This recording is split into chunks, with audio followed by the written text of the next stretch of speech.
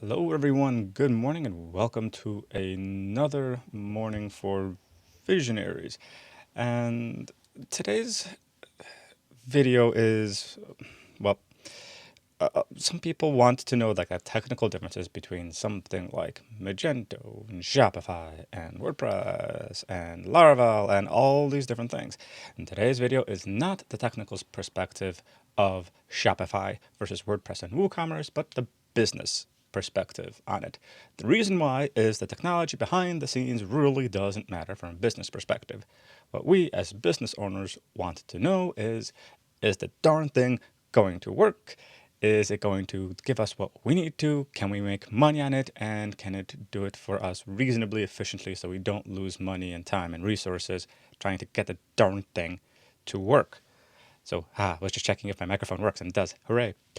Now, from a quick technical perspective, WordPress and WooCommerce are self-hosted. You can buy a bazillion other services for it, and you can add plugins, you can pay for those. And then there's Shopify, which is hosted on their own service, and it's a software as a service. So you buy into their service, their app, and you keep paying them monthly to do their things.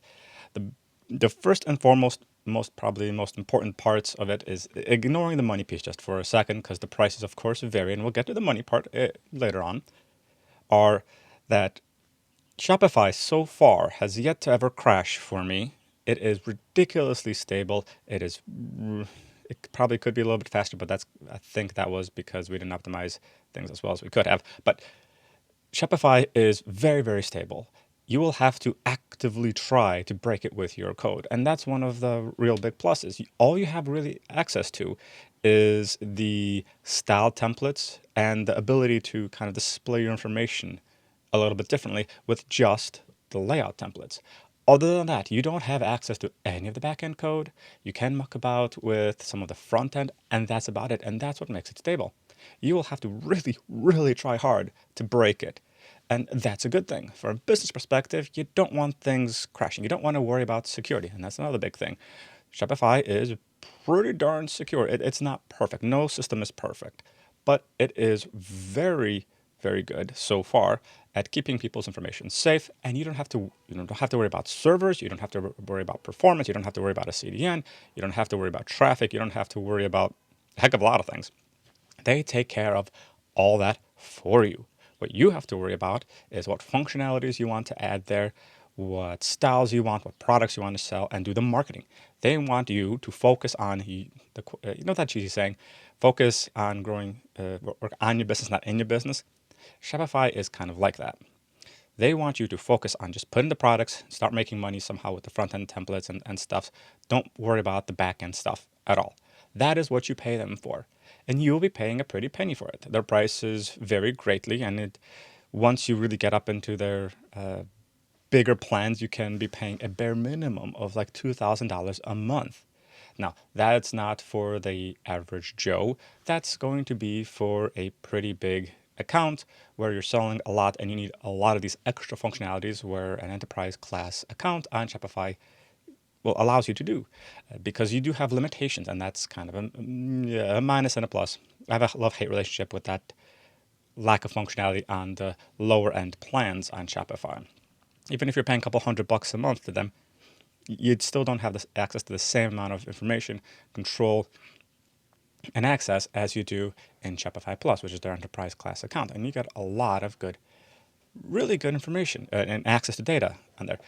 And that's kind of the bad thing, because if you really do want access to every single data point at every single point in time in the data process, Shopify Plus, which is $2,000 a month starting, is the only way to go in WordPress. And this is a big, huge plus of WordPress, and why I love WordPress and pretty much anything self-hosted, is you get access to all the data points at any point in time that you really ever want. So if you, for example, want to control the data as soon as somebody hits the checkout button but before that data is processed by anything else, you can do that.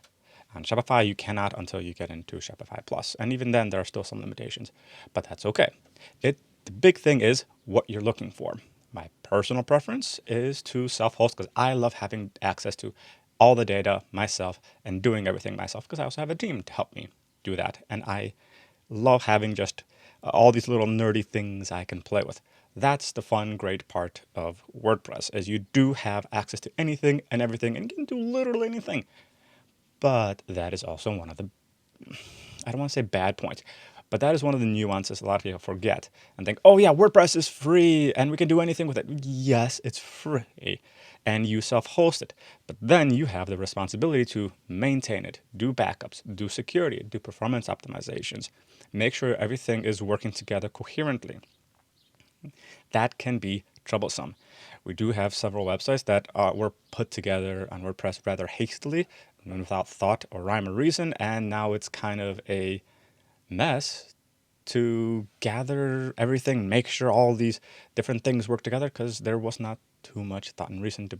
It works, and we've managed to do it.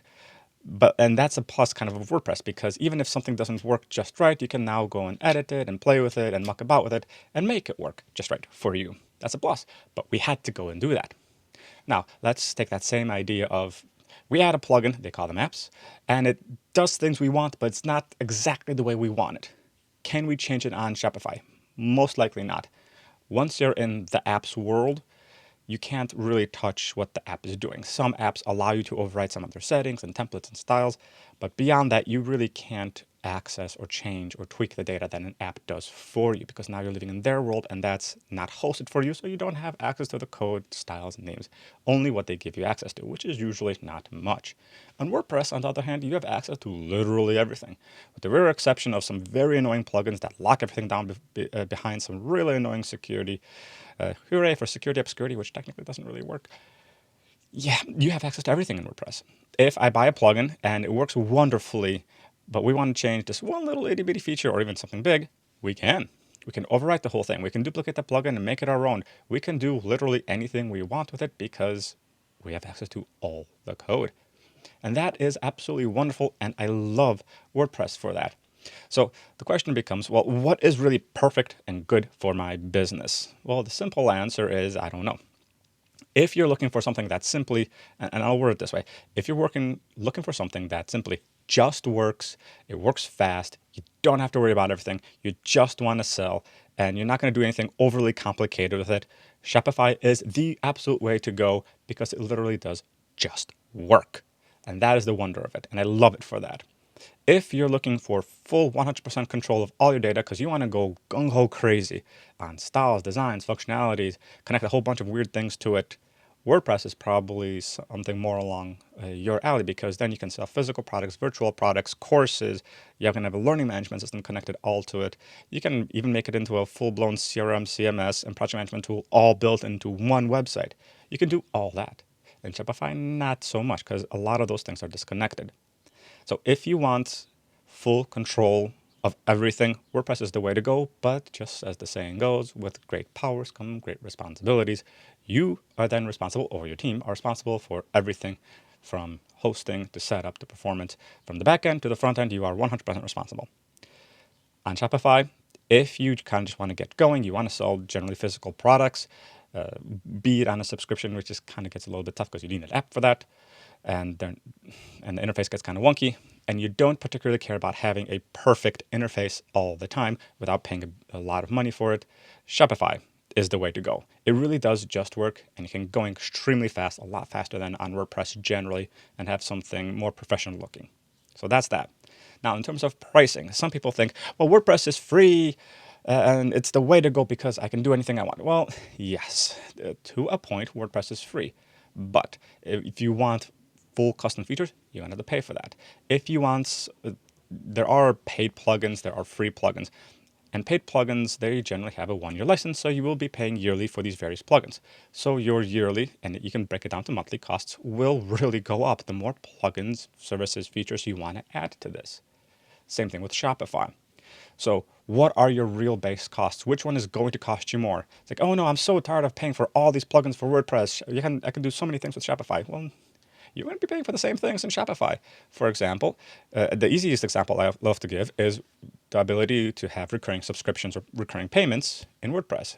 You can purchase a recurring subscription plugin for WordPress, I believe with WooCommerce specifically. I believe it's simply called WooCommerce subscriptions. It costs, don't quote me on this price, I think it's $129 a year. Like I said, don't quote me on the price. It was $129 or $149. There's that. So you'll be paying that every single year to keep that plugin up to date. Do you have to renew that? No. You can just not pay for the license again and keep that version of the plugin that you have and not get any more updates. But I do recommend keeping the license. So essentially, let's just say you'll be paying, just to make it, give us easy numbers to work with, $120 a year, so $10-ish a month. Now, on Shopify, there are multiple apps, plugins, that you can add that allow you to take recurring subscriptions. Though, unlike in WordPress, where that you'll be paying that $10-ish a month, then that very nicely integrates into the existing interface. And you can muck about with it, and it's that same checkout process. In Shopify, not so much. If you want recurring transactions, you probably won't end up going through the same checkout process. You'll be going through the same checkout process-ish, but you do need another app, which changes the checkout process design because Shopify by default does not support recurrent transactions. Therefore, you need to use another app that does the transactions for you, and that checkout experience is different, and therefore there is a brand or user experience disconnect. But you will be paying for that app, and the price ranges between $5 a month to $20 a month to whatever it is. And you'll need a whole bunch of these if you want a lot more features. I have a client easily paying right now, I believe they pay $150 a month. It's just for the different apps they use. And now they're moving to Shopify Plus because with just another $2,000 a month, because they need additional features on the back end that Shopify Plus gives them. Whereas if they stuck with WordPress, we would have been able to do such development in WordPress and have these things already. But they chose Shopify for their own various reasons, and it was a good choice. But now we need that additional $2,000 a month and custom development on top of that to get to where they want to. But it just works. It really does just work. Shopify has never crashed, never had security problems, and it's fast. So, which one is right for your business? I don't know. Like I said, the simple decision is, do you want something that simply just works generally for physical products, and you can extend it, which does change the user experience a bit. With apps, Shopify is 100% the way to go, and I do recommend it because it really, really, really is simple, and our interface is actually pretty good, and the apps generally work pretty well. And for most apps, the support for those apps is pretty good too. So Shopify, wonderful platform if you want something that just works, barely ever, if ever, breaks, and you can go extremely fast and love a pretty interface. WordPress, on the other hand, is if you want to muck about with code, data, and have 100% full control of your data and customization options, but then you are responsible for everything, literally. So that's the real difference from a business perspective. You can do anything and everything, but then you are responsible for anything and everything. Or you can have a lot of things handled for you, but then you are limited on some things. That's the real decision there. What is the right decision for you? I can't decide that for you unless we talk. So if you are interested in picking between WordPress or Shopify, let us know. We can help you decide and get you going on those platforms. Contact us at sicalofia.com and we'll get you going. See you around next time. See ya. Bye.